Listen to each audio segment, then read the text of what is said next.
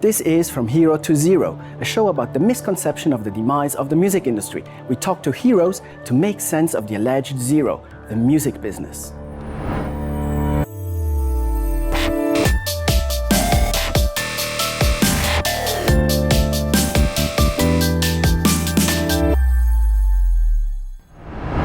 Hey Matt, how you doing? I'm good, man. How are you? Very good, thank you. Thank you for taking time and talking with us about the Wild Lies. No worries. Thank you for having me. So, Matt, the Wild Lies is a heavier rock band from the UK, London, I suppose. Yeah, London, pretty much. Yeah. You've been around for a couple of years. You've played Download, Sonisphere. You released an EP, couple of singles. And now you're touring with Iron Maiden, again, Sonisphere here in Switzerland. What I wanted to know was, how do you, as a young band which is trying to create a name for themselves, perceive the music business today, 2016? Good question. It's very difficult for younger bands, even bands a lot younger than myself, to get out there and really make a name for them, especially when they're trying to do something that's original, but also that is appealing to a certain audience. So it's very difficult to get that balance, I think. And we've individually anyway have been working musicians for quite a while, and this band has been going great for the last couple of years, and we're trying to build our fan base up as much as we can and get as well known as we can. And it is hard to really kind of stick your head up and become noticed. I think the great thing is, once you do get noticed, it's especially not so much in other genres, but in the rock genre, the fans are very loyal, and it's a genre that's always remained current, and it's always been there from the beginning. And of course, there's different genres of rock, such as metal, hard rock, all that kind of stuff. But mostly, the fans are always awesome. So I think once you get accepted by them, people in bands like us, I hope so, that we'll have some longevity, and it won't just be like in the pop world, another one on the assembly line. Do you know what I mean? Another one. So yeah, it's good, because obviously we've got social media nowadays, and that's a great help.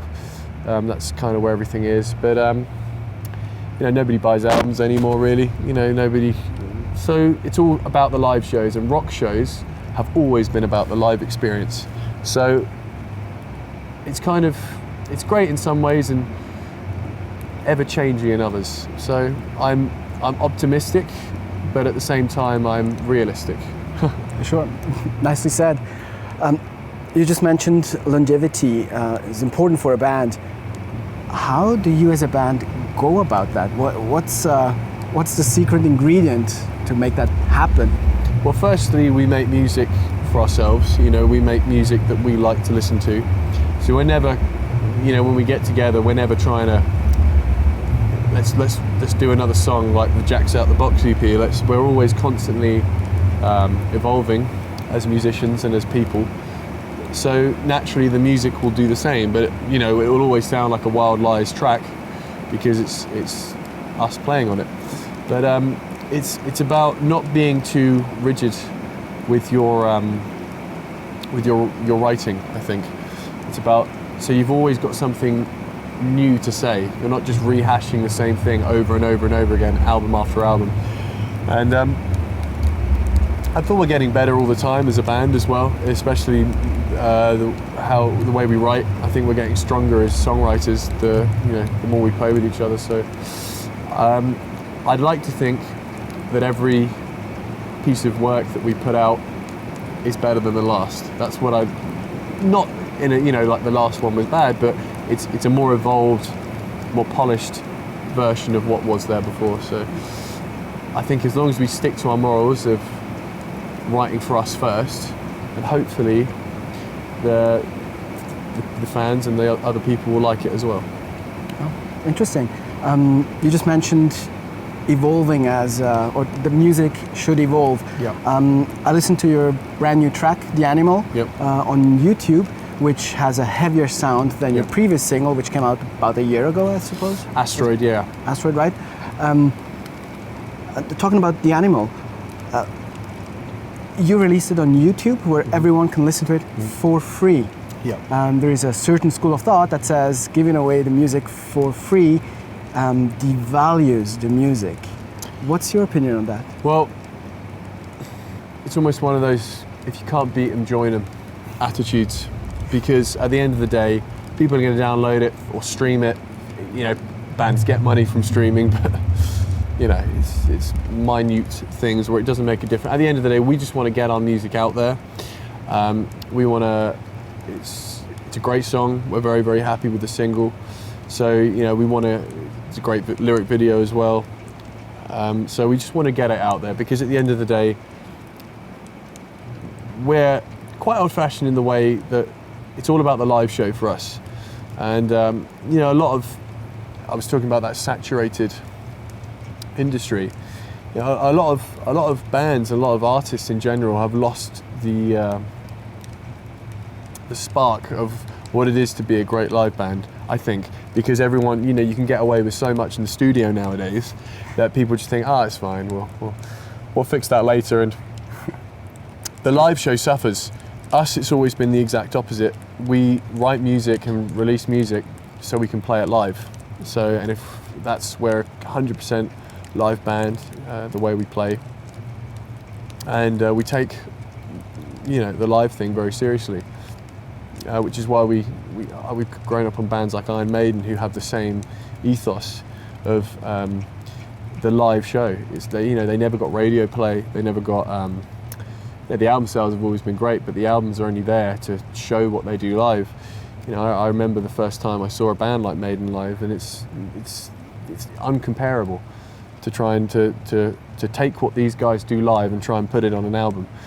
You know, they do great albums, amazing songs, but when you see them live, it's this whole different experience. And I'm not trying to compare us to that level, but that's where we get our attitude from and our persona to it's all about the live show. So, yeah, I mean, I don't think it belittles the music at all because people are going to download it anyway. As long as they listen to it and they like the song, they think, well, yeah, I'm going to come see that band live, then that's what we want. We want them to have the live experience, and if the music that we release for free gets them there, then that's good.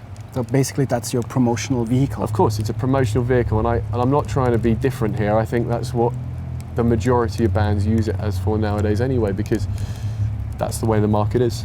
So you don't have a label right now, right? No, we're in between at the moment. It's a big decision, and we're weighing up our options. Basically, if we're going to commit to a label, and if a label wants to commit to us, then we want to make sure it's the right one. And you know, judging by, as I said, for the way the record industry is nowadays, we want to prove that we have something, we have longevity, and we're in it for the long haul.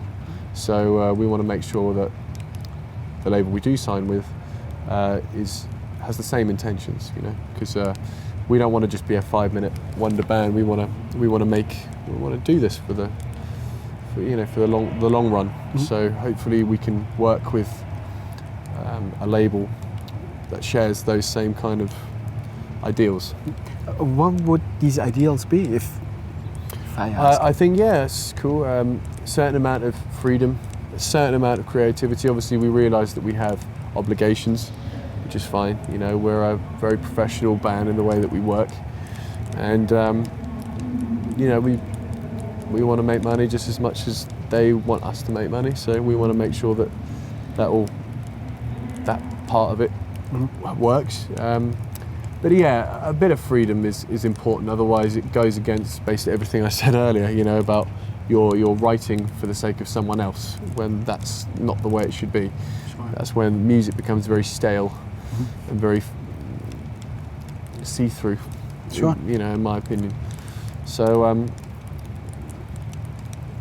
little bit of patience. I mean, back in the day, you know, some of the biggest artists like never had their really big hit until the maybe third album. But a lot of bands don't get that chance nowadays. So you know, but I understand the way the music industry is. So yeah, so we're just looking at the moment and making sure that we make the right decision. Sure. We've got a great team behind us, so we know we will make the right decision. Definitely. Well, Matt, was very interesting. Thank you very, very much. All the best. Thank you very also much. with your new EP, The Animal. Yes, coming out soon. We've got so with the singles out, and we've got a new EP, new material coming out in the next couple of days. So everyone should keep an eye out for that. And the songs are being played on this tour, so everyone will get to hear them live as well. Cool. Very cool. Well, all the best for the future. Maybe see you again soon. Yeah. Thank you very much. All the Cheers. best.